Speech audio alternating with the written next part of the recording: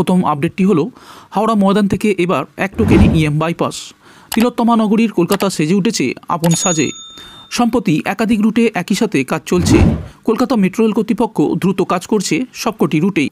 যেমন east West করিডোরে কাজ চলছে, আবার সমানতালে কাজ চলছে নিউ গড়িয়া থেকে এয়ারপোর্ট করিডোরে।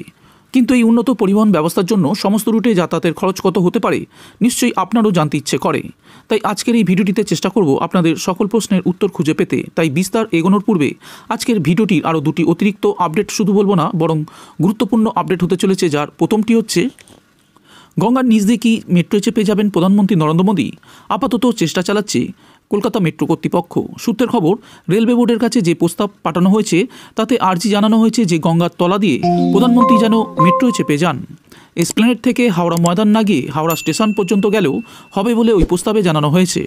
যদিও আদৌ সেটা হবে কি না তা এখনও স্পষ্ট নয়। সংশ্লিষ্ট মহলের বক্তব্য, রেলওয়ে বোর্ডের কাছে যে প্রস্তাব গিয়েছে তা প্রধানমন্ত্রী কার্যালয়ে পাঠানো হবে। প্রধানমন্ত্রী কার্যালয়ে সবুজ সংকেত মিললে তবেই মেট্রো চেপে গঙ্গার তলা দিয়ে যাবেন মোদী। এমনিতে আগামী মাসের প্রথম দিকে প্রধানমন্ত্রী যখন ইস্ট ওয়েস্ট মেট্রো করিডোরের হাওড়া ময়দান থেকে এসপ্ল্যানেড পর্যন্ত অংশে উদ্বোধন করবেন, সেই সময় তার ঠাসা কর্মসূচি থাকবে বলে সূত্রের খবর। সংশ্লিষ্ট মহলের দাবি, নিউ গড়িয়া থেকে বিমানবন্দর করিডোরের নিউ গড়িয়া থেকে রুবি পর্যন্ত অংশ এবং জোকা থেকে এসপ্ল্যানেড মেট্রো করিডোরের তারাতলা থেকে মাঝেরহাট পর্যন্ত অংশের উদ্বোধনের পাশাপাশি আরও একাধিক রাজনৈতিক কর্মসূচি থাকতে পারে মোদীর। সেই পরিস্থিতিতে উদ্বোধনের জন্য মোদী কতক্ষণ সময় দেবেন তা স্পষ্ট নয়।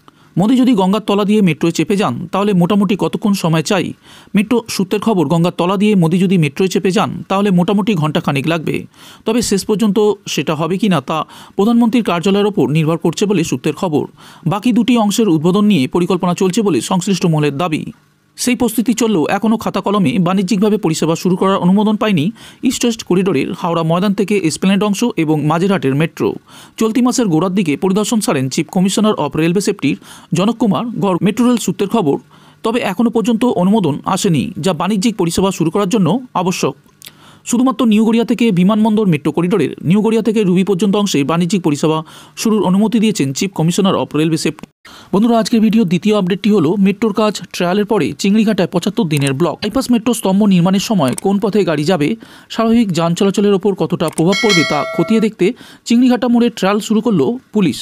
সেই ট্রায়ালের জন্য আগামী সোমবার পর্যন্ত কলকাতা ও তথ্য প্রযুক্তি হাব সল্টলেকের সংযোগকারী চিংড়িঘাটা ক্রসিংয়ের এক অংশ রুদ্ধ থাকবে। পুলিশ সূত্রের খবর, সোমবার পর্যন্ত অন্যতম ব্যস্ত চিংড়িঘাটার ক্রসিংয়ে কীভাবে যান চলাচল করে সেটার দিকে কড়া নজর রাখা হবে। 5 দিনের ট্রায়ালের ওপর ভিত্তি করেই নিউ গড়িয়া থেকে বিমানবন্দর মেট্রো করিডোরের নিউ গড়িয়া থেকে সল্টলেক সেক্টর 5 অংশের শেষ মেট্রো স্তম্ভ অর্থাৎ 319 নম্বর স্তম্ভ নির্মাণের জন্য দায়িত্বপ্রাপ্ত সংস্থা রেলওয়ে বিকাশ নিগম লিমিটেডের হাতে ওই জায়গা তুলে দেওয়া হবে বলে পুলিশ সূত্রের খবর। এমনিতে দীর্ঘদিন ধরে 319 নম্বর স্তম্ভ নির্মাণের জন্য পুলিশের থেকে ওই জায়গা চেয়ে আসছে RVNL। তার মধ্যে 24শে জানুয়ারি চিংড়িঘাটা ক্রসিংয়ের পরিদর্শন সারেন RVNL, কলকাতা পুর নিগম এবং কলকাতা মেট্রোপলিটন ডেভেলপমেন্ট অথরিটি বা KMD এর প্রতিনিধিরা। সঙ্গে ছিলেন কলকাতা পুলিশের উচ্চপদস্থ কর্তারাও। সেই পরিদর্শনের পর 21শে ফেব্রুয়ারি চিংড়িঘাটা ক্রসিংয়ের ট্রায়ালের অনুমতি দিয়েছে পুলিশ। তারপরই 5 দিনের ট্রায়াল শুরু হয়েছে। RVNL কর্তারা জানিয়েছেন, 5 দিনের ট্রায়ালের পরিপ্রেক্ষিতে 319 নম্বর স্তম্ভ নির্মাণের জন্য চূড়ান্ত অনুমোদন দেবে পুলিশ।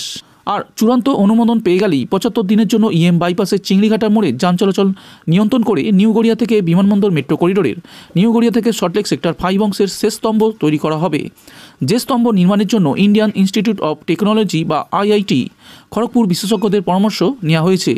সেই মতোই নির্মাণের কাজ এগিয়ে নিয়ে যাওয়া হবে। চলুন বন্ধুরা, এবার যাওয়া যাক আজকের ভিডিওর শেষ আপডেটটির দিকে। এক টোকেনি হাওড়া ময়দান থেকে পৌঁছাতে পারবেন রুবির মোড়ে।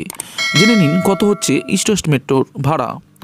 একাধিক রুটে কাজ চলছে কলকাতা মেট্রোর। কাজ চলছে ইস্ট ওয়েস্ট করিডোর মেট্রো রুটে। কাজ চলছে নিউ গড়িয়া থেকে এয়ারপোর্ট করিডোরেও। এই রুটগুলি চালু হয়ে গেলে এক টোকেনে ইএম বাইপাস থেকে আসা যাবে হাওড়া ময়দান। কিন্তু কত ভাড়া দিতে হবে চলুন জেনে নেওয়া যাক।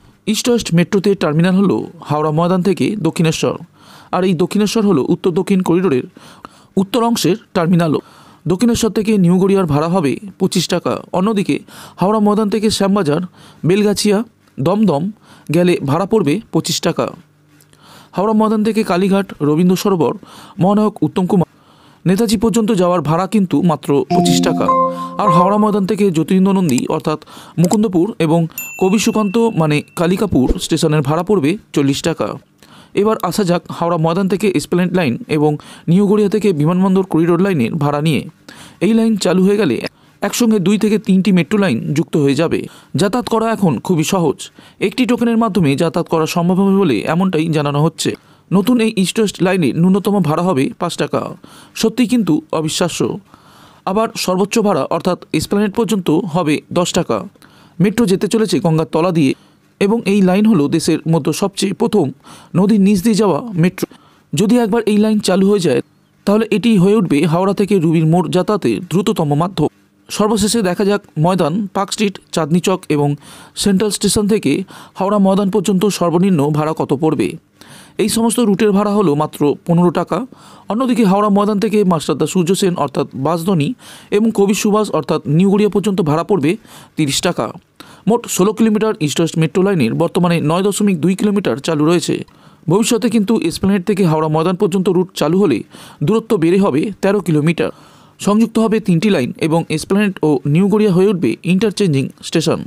মাত্র একটি টোকেনের মাধ্যমে এই 3টি লাইনে যাতায়াত করা যাবে। 3টি লাইনেই বসানো হচ্ছে স্বয়ংক্রিয় ভাড়া নিয়ন্ত্রণ গেট।